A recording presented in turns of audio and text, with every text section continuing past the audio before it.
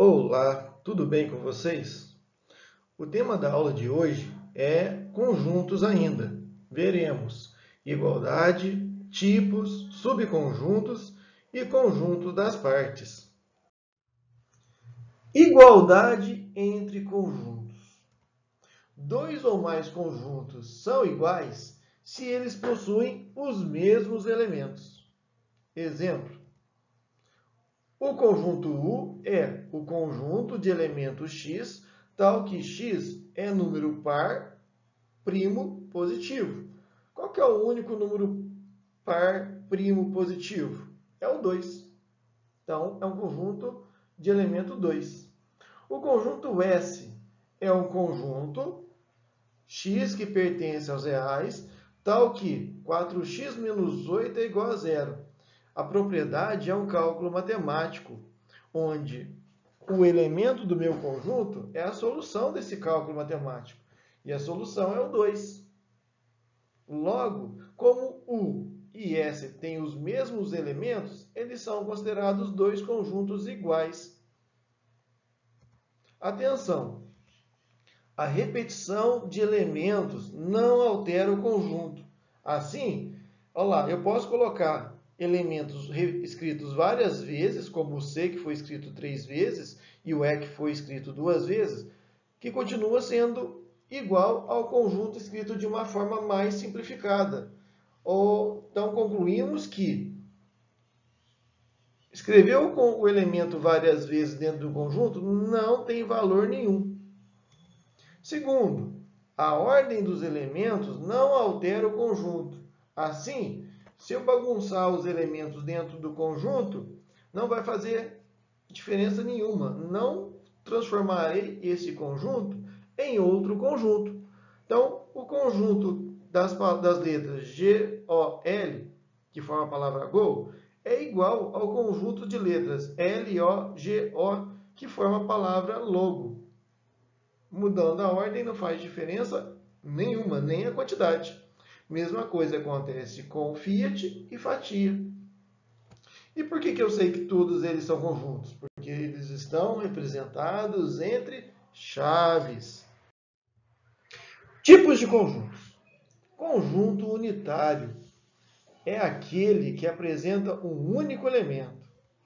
Exemplo: olha para vocês verem que o conjunto tem apenas uma maçã. Logo, ele é chamado conjunto unitário. E aqui foi representado por diagrama de Venn e por enumeração, tabulação ou extensão.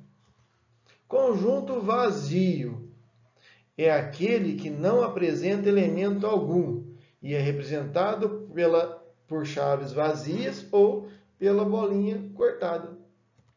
Exemplo: o D é o conjunto cujos elementos x pertencem aos naturais, tal que esse x tem que ser maior que zero e menor que zero ao mesmo tempo. Existe algum número que é maior que zero e menor que zero ao mesmo tempo? Não. Logo, esse conjunto é um conjunto vazio. Atenção! Um conjunto vazio é sempre dado por uma propriedade logicamente falsa. Então, é uma propriedade com valor lógico falso. Segundo, o conjunto que tem o símbolo de vazio dentro dele representa um conjunto unitário e não um conjunto vazio. Não cometam esse erro. Não representem o vazio dessa forma. Muita atenção. Conjunto universo é aquele que limita os elementos que podem ser soluções de um determinado problema. Ou seja, todos os elementos que eu quero usar devem estar dentro dele. Só posso considerar válido se o elemento estiver dentro do meu universo. Se o elemento for solução, mas não estiver no meu universo, ele não pode ser aceito como resposta. A resposta só é aceita se ela estiver dentro do universo. Geralmente, o universo é indicado por U, ou seja, a notação de universo é U. Exemplo: Reparem bem essa situação, que vai de 1 a 20. Se a resposta de algum momento for 25, a solução não é válida, então a solução fica vazia, porque só será aceita a resposta se estiver dentro do universo. Um outro exemplo, conjunto B, tal que x pertence aos reais, tal que x é maior do que 10. Então, quer dizer que o x só pode ser um número que pertence aos reais. Se o número não pertencer aos reais, que é esse R em vermelho, não pode ser aceito como resposta. Subconjuntos. Dados dois conjuntos, A e B, dizemos que A é um subconjunto de B se e somente se, para todo elemento x pertencente ao conjunto A, x também pertence a B. Ou seja, o A só é subconjunto do B se todos os elementos do A estiverem dentro do B. Totalmente dentro do B. Olhem lá, o A está totalmente dentro do B. Podemos dizer a mesma coisa de 4 maneiras diferentes. Primeiro, A é subconjunto do B, ou seja, o A está dentro do B.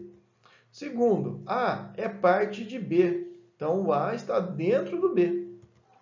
A está contido em B. Olha lá a anotação. A está contido em B. Então o A está totalmente dentro do B. Quarto, B contém o A. Anotação, B contém o A. Então o A está dentro do B. Para diferenciarmos o contém do está contido, reparem que o símbolo tem um lado fechado e um lado aberto. O lado fechado é o lado de quem está contido.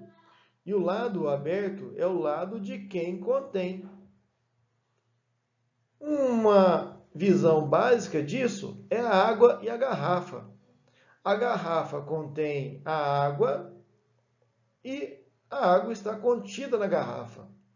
Então, é algo que está dentro de outra coisa.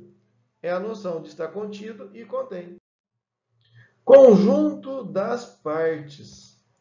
Conjunto das partes de um conjunto A, indicado por P maiúsculo com A entre parênteses, é aquele formado por todos os subconjuntos que se pode formar a partir do conjunto A.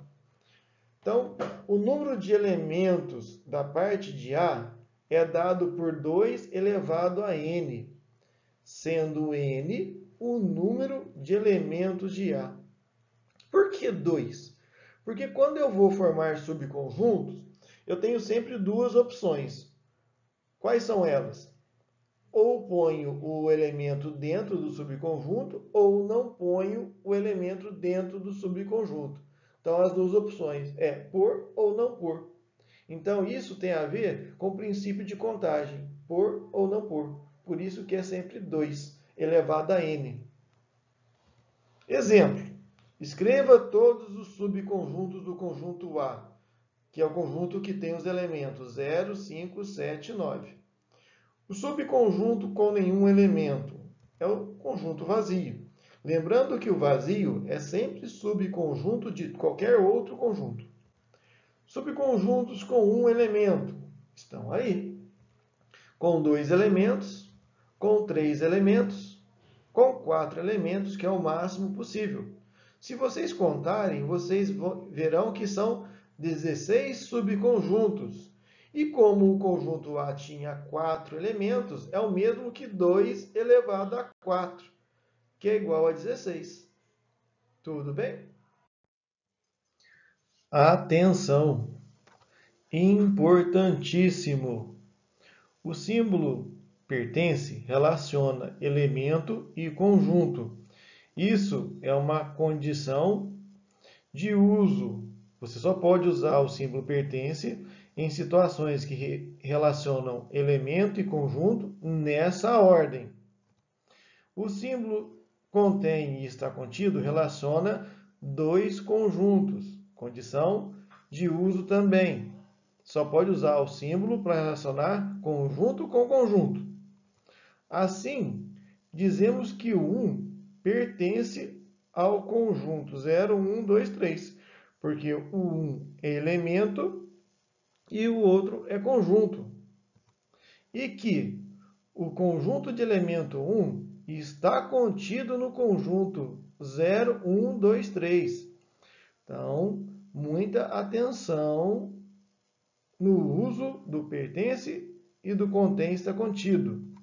Exemplo: sendo o A igual ao conjunto de elementos A, B, conjunto que contém o A, conjunto que contém A e B e D, julgue as sentenças com V para verdadeiro e F para falso.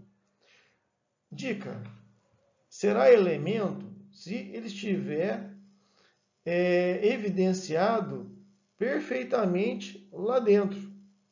Se tiver características diferentes, não é o mesmo elemento. Letra A. O A pertence a A. O A minúsculo é elemento e está evidenciado dentro do A. Então, verdadeiro. O conjunto A está evidenciado dentro do conjunto A. O conjunto que tem a letra minúscula A está evidenciado lá? Sim. Então, pertence a A. Agora, o símbolo de está contido só relaciona conjunto com conjunto. Então, as aspas do primeiro A é o que garante que isso é um conjunto. Como que vai ser analisado, então, matematicamente? Eu vou lembrar que eu só analiso os elementos que estão dentro do conjunto. Quem que está dentro do conjunto ali? O A sozinho. Tem o A sozinho no conjunto A lá em cima? Tem. Então, o conjunto A é um subconjunto do A maiúsculo. Agora, o símbolo de estar contido só pode ser usado de conjunto para conjunto. E o A minúsculo não está entre chaves. Então, aqui é logicamente incorreto. Então, já é falso. O conjunto D está desse jeitinho dentro do A para ser considerado elemento? Não. Então, também é falso. O conjunto que tem o A e o B está evidenciado desse jeitinho dentro do A? Sim. Então, pode ser considerado elemento? Sim. Está contido. Pode ser usado aqui? Só se for de conjunto para conjunto. E se eu considerar que é conjunto, o par de chaves de fora é conjunto. Então, quem está dentro do conjunto principal? Outro conjunto com A. Dentro do conjunto do exercício, tem um elemento A entre chaves? Tem. Opa! Então quer dizer que é subconjunto? Sim, é subconjunto. E o símbolo agora está contido. Tem a condição inicial, que é de conjunto para conjunto. Então eu tenho que olhar só o que está dentro das chaves para ver se é subconjunto. Tem o A sozinho e o B sozinho lá no conjunto, lá em cima? Tem. Então, é subconjunto. A nossa aula acaba por aqui. Muito obrigado e até a próxima aula. Humildade sempre.